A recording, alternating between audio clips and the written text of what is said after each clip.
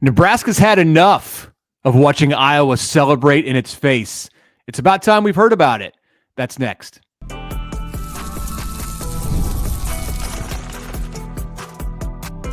You are Locked On Nebraska, your daily Nebraska Cornhuskers podcast, part of the Locked On Podcast Network, your team every day. Good morning, and thanks for making Locked On Nebraska your first listen every day. We are free and available wherever you get podcasts and on YouTube, part of the Locked On Podcast Network, your team every day. And today's episode is brought to you by Game Time. Download the Game Time app, create an account, and use the code LOCKEDONCollege for $20 off your first purchase. All right, good morning. Happy Tuesday. Connor Happer here from 1620 The Zone and Mitch Sherman from The Athletic. I am still in Las Vegas. We're getting there. We're working our way through the week at this point. It's been good to watch football over the last 2 days. And I was good. I had a normal show yesterday and listened to Matt Rhule's press conference like normal. And how's the pool? The pool is still very warm, even though it's a little chilly here. So I did not go in, but I did, do the thing where you dip your fingers in the water and you're like, yeah, it's good.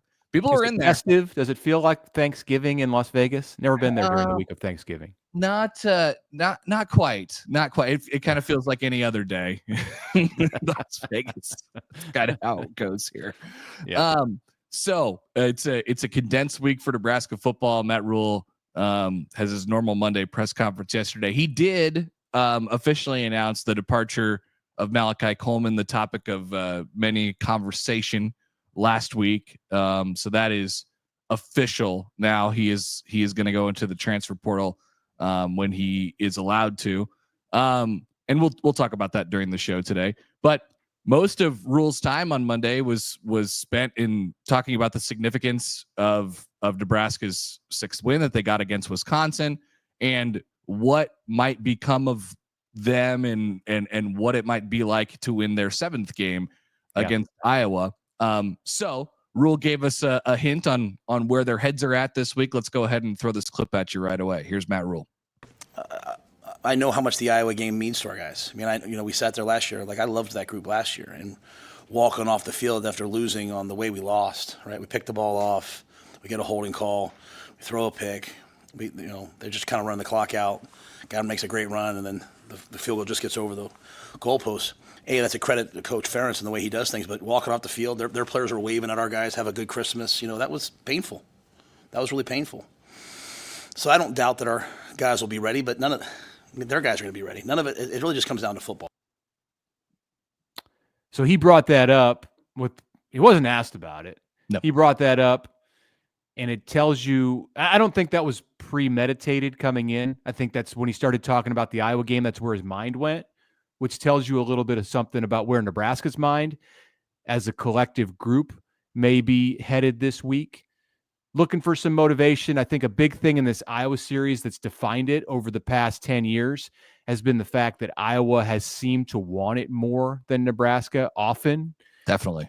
Not because of any kind of lack of motivation on the part of the Huskers or that they haven't been together as a group. It's just that Iowa has been more focused, and Iowa's been a better, more well put together football program with more to play for, and also a chip on its shoulder, which is interesting because Nebraska's the program that's been downtrodden and been the one that's been doubted most often over the past decade in this series. But the Hawkeyes have seemed to be the team that just wants it, that has that killer mindset. And now it's pissing Nebraska off. Good to see. They remember that Iowa was waving goodbye to them. That was the end of the football careers for many Nebraska football players, and Iowa was rubbing it in their faces. So is that a factor on Friday in Iowa City? Oh, yeah, it's all a factor. I mean, Nebraska, anybody who's been here for a little bit longer than that can tell you about the guy blowing kisses and, that was one player. Yeah. One kicker. That Drew Stevens, wasn't that his name? Was that the guy? Oh, no, it was Keith Duncan. Keith Duncan. Yeah. Thank you. Yeah. Wow, why do we know Iowa kickers' names? That's there is a Drew Stevens who's been an Iowa kicker, but that was Keith Duncan. Yeah, you got Torrey Taylor, the punter. You got we know their kickers well. You got who's their Reese Dakin is their punter this year. This is unbelievable. Anyway, good. So like, yeah, I think it doesn't sit well with people inside and outside the program. Iowa has gone into the game probably more motivated more times than not, simply because I guess there seems to be more stakes for Iowa when they play Nebraska at the end of the season. Nebraska's had a couple of opportunities against Iowa to play, like, to get their 6th win. But other than that, it's just like you beating Iowa, and I think Matt Rhule is trying to make both of these things matter. Like, there's stakes here for Nebraska. Even though it's, what's the difference between 6 and 7 wins? I think it's a pretty important, like, momentum game for the program. And then there's beating Iowa, which should be enough in and of itself. So I like it. I like a little friendly, whatever, trash talk, celebration, taunting. Like, that's all good to me. And then whatever happens afterwards happens. It's a trophy game. It matters. It means more. Who cares about the West Division? It's gone. It doesn't mean anything, but the game does. The game's important to both teams. Look, it's a topic every year, and it's old and tired. It's as old and tired as talking about Thanksgiving side dishes. But like the rivalry thing, I'm not going to go there and say, well, is this no. But what we do know, and it's a rivalry, by the way. Of course it is. And what's not disputable, because some people will dispute that and say, no, Nebraska's rivals Oklahoma. Like, all right, whatever. But get them in a bowl game and we can have that conversation. What's not disputable is that this game matters to the players on both teams. And you've seen often what it means to Iowa and how the Hawkeyes have. It's not just Keith Duncan blowing kisses. It's not just a few Iowa players waving goodbye to Nebraska last year at Memorial Stadium. It's the way that Iowa has played in these games and the attitude that it's had in these games. Just the mindset to take it from Nebraska and to rub Nebraska's face in it, even if that wasn't some kind of physical gesture. Like, you rub their face in it by stopping them 10 times in a row on 3rd down, or making every play on special teams, or scoring 28 points without the threat of any kind of passing offense. Like that's how Iowa has spoken most loudly in the series over the past several years. And Nebraska's in a place based on what its head coach said. And it was just one comment, but I think you heard it at various moments in the press conference, just how important this game is to the Nebraska program. Like, it's now a place where Nebraska feels like maybe it can match Iowa's intensity. So I don't care that this game has no Big Ten championship implications or division implications or even bowl game eligibility implications. Like, I feel like this one is every bit as intriguing as many of the Iowa Nebraska games we've seen over the past decade. And by the way, Drew Stevens is still the Iowa kicker. He's been there. I was like, well, was he the Iowa kicker in like 2015? No. So the odds are that Drew Stevens has probably made a game-winning field goal against Nebraska at some point in his career. Maybe twice. I have no idea. Yeah, it wasn't him last year, because wasn't he hurt last year and they had to go? Oh. They went with a backup, but or they went with a free safety, like Nebraska did in beating Northwestern. That's right. A few years ago on a walk off. But yeah, it must feel the way it did or it feels with Drew Stevens the way it did for opponents of Nebraska when the Browns were kicking in Lincoln, and it was like there's one of them, but actually no, there's not one. There's been 3. Yeah, or having a Martinez at quarterback or something. Right, exactly.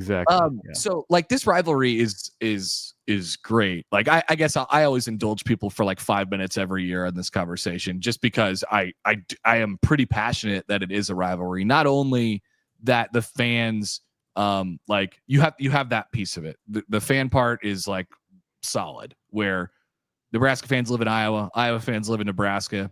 But I think like, and they sort of view the world in a different way, right? And Nebraska's been one program, and it's in the Big 12, and it's playing on a different stage. And Iowa has been in its own kind of like world regional, but had success inside that really all throughout its history. But it's two football programs that throughout, as long as I've been alive, have viewed the world in a different way. And like it's coaches that have clashed. Nebraska had its way. Nebraska had, ran through. This is before Matt Rhule, because I think Matt Rhule and Kirk Ferentz have, they do see the world in a lot of similar ways, to be honest with you. And Rhule always talked about his respect for Ferentz, but like maybe that adds to it. Yeah. Nebraska had like run through coaches and, been impatient. At Iowa, they could swallow a bad season because they're just going to be patient with it. And Iowa fans don't like that. Nebraska fans obviously don't like the fact that they're going through coaches, but each of the programs kind of look at the other programs and they're like, ooh, is there something that we could learn there? At least they're trying. If you're an Iowa fan looking at Nebraska is like, oh man, look at Iowa's consistency. They just stick with guys. I love it. I think it's fantastic. And it absolutely is the closest thing Nebraska has to a rivalry right now. I think in finishing this conversation, I think that there is a feeling among Iowa fans of just a little bit of uneasiness about Matt Rhule, because he's a coach that is more difficult for Iowa to look at and scoff. Now, I mean, you can scoff at his 0-8 record until last week in games to get bowl eligible, or what he's done in close games, one-score games against ranked teams. Like, all of that stuff is out there and it's fodder. But I think when you listen to Matt Rhule and you hear Matt Rhule and see him, if you're an Iowa fan and you're in any way like trying to look at it from a real point of view, like you say, okay, well, he's kind of like Kirk Ferentz. Like they have more in common probably than they do that makes them different, which has not been the case with Nebraska coaches since the Huskers joined the Big Ten until last year. So that could be a little bit unnerving, that Nebraska is becoming more like Iowa in its ability to be consistent down the road. And you have the natural uncertainty at Iowa of what's going to happen with Ferentz. Yep. Could this be his last game on the Iowa sideline on Friday? At the end of every year now, at his age, you have to ask that question. And I'm sure it's in the back of the minds of Iowa fans this week. Absolutely. All right, let's take a break. We will come back. We'll discuss some of the news and notes of yesterday, including that Malachi Coleman bit. We'll talk about that coming up here on the Locked On Nebraska podcast. Okay, Mitch Sherman here to tell you about Game Time, because basketball season is upon us, and Game Time makes getting tickets to get into the basketball arena so much easier. There's college basketball all over this state, in Lincoln, in Omaha. You want to get out of the region, get to an NBA game, go to another big college game. Game Time is the place to go get that done. And it's not just about basketball. There's still football games, many football games left on the calendar. How about the college football playoff? You want to go to a college football playoff game? I check out Game Time. Concerts, shows, holiday events, whatever it might be. You should check out the feature of the Game Time app called Game Time Picks. What that does is it filters out the fluff, shows you the incredible deals on great seats. You don't have to waste your time searching through thousands of different options. So Nebraska basketball, South Dakota's coming into town tomorrow night. North Florida's coming up. Indiana's coming up as the Big Ten home opener in a couple of weeks. Game Time allows you to customize your spot in the basketball venue. I love that you can get curated deals to make it easier to find the best price on those great seats. They provide seat views before you buy. And of course, there's always the lowest price guarantee. So take the guesswork out of buying tickets with Game Time. Download the app, create an account, use the code LOCKEDONCollege for $20 off your first purchase. Terms apply. Again, download the Game Time app today. What time is it? Game time.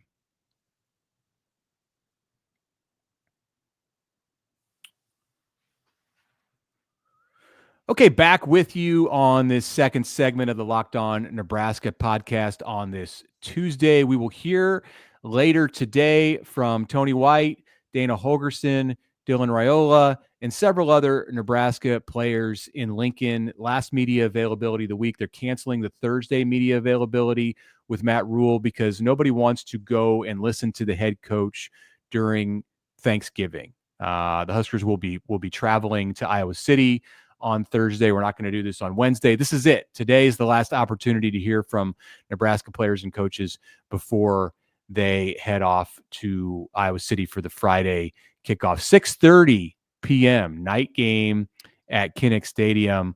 We'll be taping our mailbag show, Connor, on Wednesday. So remember to get your questions in. You got about 24 hours left to do that, maybe a little bit less than that. Do it today. Get us your questions. Send them to us at lockedonneb@gmail.com. Leave them for us in the YouTube comments section on this Tuesday show.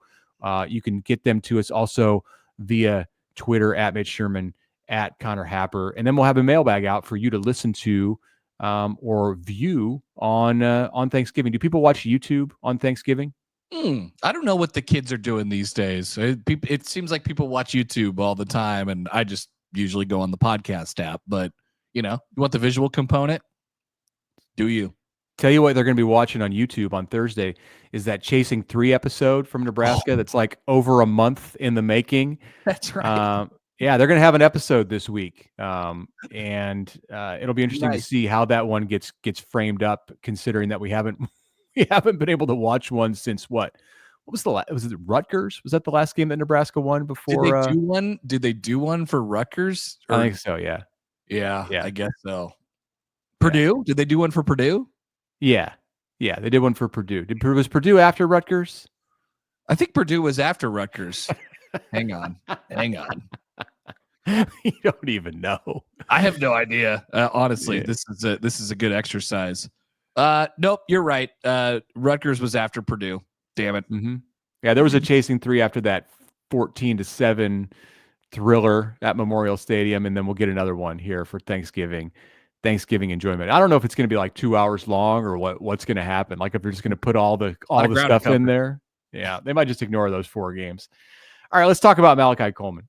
So this was on the minds of a lot of people and had been circulating through the ethosphere over the past several days. But Matt Rhule did announce on Monday that Malachi Coleman, the former 4-star signee out of Lincoln East, has left the Nebraska program, plans to enter the transfer portal. Thoughts from you, Connor, before we play the Matt Rhule clip addressing Coleman's departure? Well, I mean, he probably didn't take to his situation this year all that well, right? He has a season last year where he, laid a little bit of a base for himself and was a player for, he had 9 catches last year. So the next step for him was to continue on that path. And then he comes in this year and he's hurt in camp a little bit. And then it was, we have some depth. Shoulder surgery in the offseason. Yeah, that's right. Yeah. We have some depth. We have Banks in there. And so we're going to save a year of eligibility for you. And you're going to redshirt. And, probably didn't take to that well. Malachi is a really, really interesting kid. And obviously there's a lot of focus on him because he's a local product. All right. He went to Lincoln East. I watched him play a lot. I was doing games in Lincoln, high school football, and I watched him a lot at Lincoln East. And I remember when he was a sophomore and they would line him up a defensive end and he would just run around people, like he was a dominant player. And then I think as his career went on, I just felt like he didn't quite have that fire, the real, I don't know, whatever it that was game is. to game. I saw him play and look great. And I saw other games where he would disappear and some of that's a motivation thing and it's internal and look, Malachi has not lived the same life that you and I have lived. And, he's a foster child and was moved around and he's got a background that I'm sure contributes to his mindset and everything that goes into the decisions in his life. And yeah, it had to be tough for him this year to accept a reduced role after he burst onto the scene last year and was a local kid as a true freshman who was doing well. So let's listen quickly to what Matt Rhule had to say, and then we'll come back and discuss more. Malachi came in, let us know he was going to go in the portal. So obviously wish him the best. Great young man, local guy. Had some really big moments for us last year. Was redshirting and developing, and I think what we're going to this year, I think we're going to probably end up with between 30 and 50 guys in the portal. Just with the roster and all things that are going to have to happen. So. Wish Malachi. I can't say anything but great things about Malachi, and obviously he's not one that I wanted to go in the portal, but I really don't want any of them to go in the portal. I want them all to stay here and develop. It's just the new world we're in. It's going to be different. So don't you think Rhule is probably thinking a little bit, and this is not just about Malachi Coleman. What he mentioned at the end there, with all the guys going into the portal and the amount that the roster has to cut down, don't you think he's thinking, well, yeah, we don't want to lose, potential impact players to the portal. We want to quote unquote lose the right guys, right? Whatever that means. But at the same time, you're going to have to lose a lot, right? So it's going to be a numbers crunch. And so he's probably, when a lot of people are going to come up to him after the offseason and say, hey, or after the season and say, I'm going to go into the transfer portal. And he's probably going to say, well, that's probably good. That's probably okay. Cause we need to cut down on numbers here, big time, which, that's another wrench that's thrown into this equation as well. We'll talk more about this in December. We'll spend most of December. We'll get to break down a bowl game. So thank goodness the entire month is not going to be spent on portal issues, but it's going to be a big part of it. The portal opens December 9th. And signing day is December 4th. That is next Wednesday. Following Monday is the portal. And yeah, it's coming fast. And there are decisions to be made by players everywhere. In the case of Malachi Coleman, I don't think he's going to have an issue finding a new home. He's 6'5", 200 plus pounds. Guy runs a 4.5 40, runs a 10.5, 10.6, 100 meters. He can jump. There are going to be teams lining up. But if you're not Malachi Coleman, Nebraska's not the only school going through this numbers crunch issue. And you're going to have some stuff to put on film or some measurables like him in order to find a home at a place that you might envision as being an upgrade or a parallel move or whatever it is. So it's going to be a portal. Yeah, it's going to be a tough month, I think, to watch as observers of college football. And this is going to extend into January and even beyond, because not everybody's going to find a home. As for Malachi himself, definitely want to see him succeed. Whatever that looks like. I mean, he has a great story to this point, and how great could it be if he goes on and plays in the NFL, which he has the physical ability to do. I don't know. I think it's going to be difficult for him to find a place where he is more set up to have success than what was laid out for him at Nebraska. And perhaps a new venue with a fresh start where he doesn't have as many eyes on him as he does in the city of Lincoln can help him. I don't know if that was part of the issue, but I do think that Matt Rhule and his staff and just the support system that he had at Nebraska was something that could be very, very good for him. And I hope he's able to find that somewhere else. Yeah. Wherever he goes, he's got to buy into whatever it is and completely, right? So, me too. I absolutely has all the talent in the world. Definitely a good kid. And maybe it's just a situation where you'll be able to chalk it up to a couple years later, like, well, it just didn't work out here, and that's kind of the story. All right. So we'll take our final time out here. We'll come back and discuss the key reason that Nebraska's offense has turned around with 44 points against Wisconsin. We'll do that after this. All right, it's Apper here for the FanDuel Sportsbook. You can tackle the NFL action with FanDuel, America's #1 sportsbook. Right now, new customers can get $5, bet $5 rather, and get $150 in bonus bets if you win that first bet. FanDuel gives you everything you need.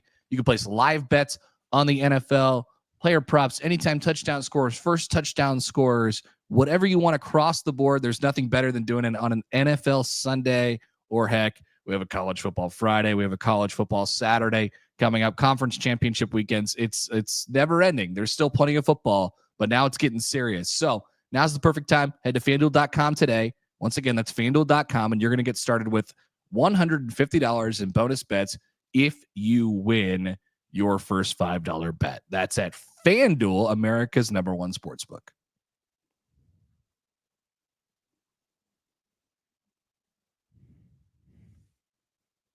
All right, welcome back. Connor Happer and Mitch Sherman with you. One final reminder to get your questions in for the mailbag. As we discussed, we're going to have that show out for you on Thursday, but we're going to record it a little bit earlier, so we need your help on that one.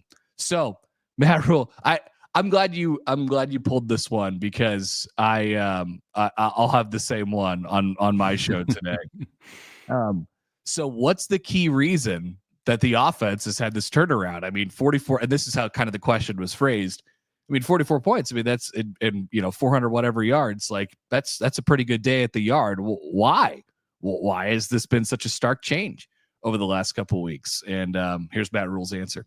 Dana's done an amazing job. Let me start there. But I think if you say, like, oh, it's the play call, you hear Dana on the headset the whole time. He's just talking about execution.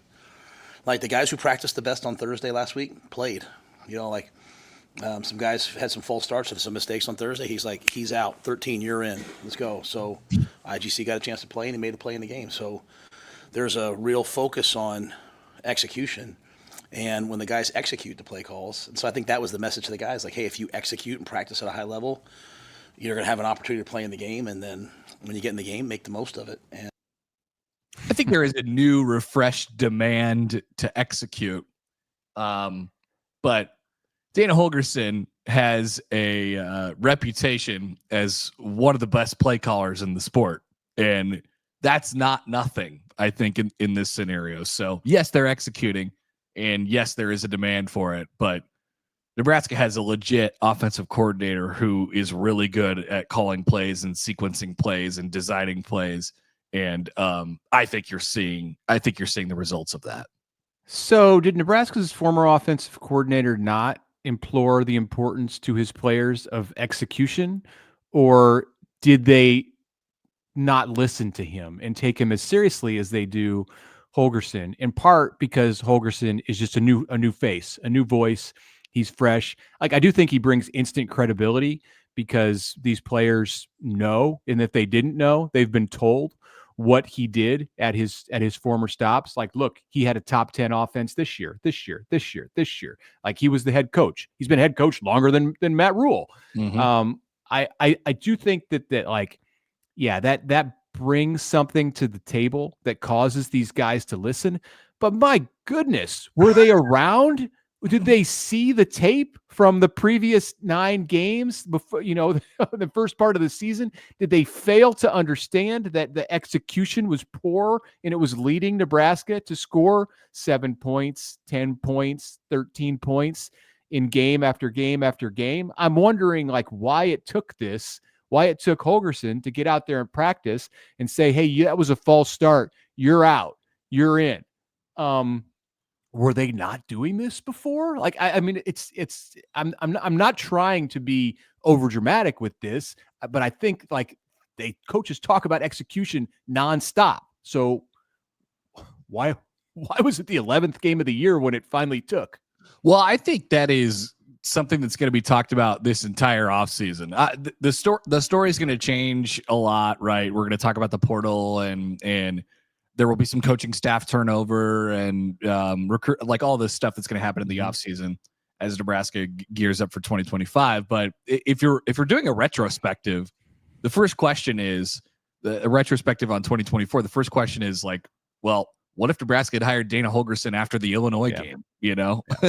That's I said in the reaction show that we did on Monday that I wouldn't ask that question on Monday, that we would allow Nebraska fans to enjoy the win. And here we are one day later, we're going to ask that question. My bad. No, you're cool. You can't avoid it. Yeah, it's a talking point. So I think, obviously, like you said, there's the fresh part of it and the new guy coming in, and he comes in with all this credibility. So I think he has the autonomy to do things and say things because of who he is. At the same time, yeah, I mean, I think the leash was long. I mean, the topic of the conversation over the last couple of days, as far as personnel has been concerned, has been Thomas Fidone. What happened to Thomas Fidone on Saturday? He false started and we never saw him again. and that's what they're talking about over there. It's pretty strict, I think.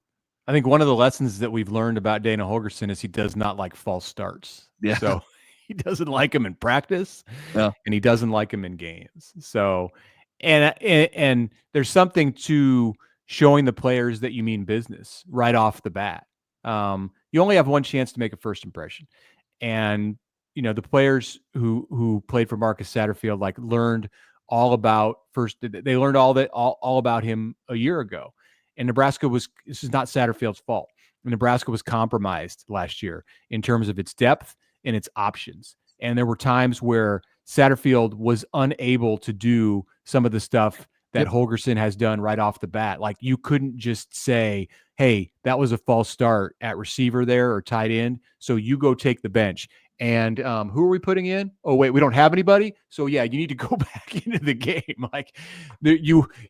And at that point, hey, there's a standard that's been set. So that carries over into year two. And perhaps his words didn't have the same kind of weight as the new guy who came in and actually did it and actually put players on the bench. Like the fact that Thomas Fidone, and this was Rhule clarified on Monday, this was a coach's decision. He wasn't sick like several of the Huskers were with the flu last week. It wasn't an injury. No, it was a coach's decision.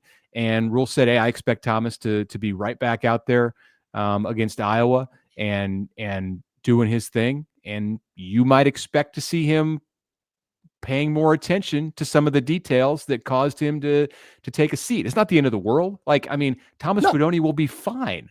He's going to go on and continue playing football. Despite what you may have heard on social media, this isn't the end for him. And it's not the end for anybody who had to take a seat on Saturday. They're going to get ideally they're going to be better for it. Yeah. I totally agree. I mean, anybody who's ever been on a sports team would say that to you. All right, you get sat down, you made a mistake. That's fine. You come back and you make something out of it. That's what everybody should do, and that's how everybody should handle it. And if they don't have guys who can handle it that way, then that's maybe it's for the best, right? Exactly. All right, that is it for us today. Appreciate you all making Locked On Nebraska your first listen today. We have your second listen all lined up for you. It's the Locked On Big Ten podcast, where Craig puts the Big Ten first. Find Locked On Big Ten on YouTube or wherever you get your podcasts.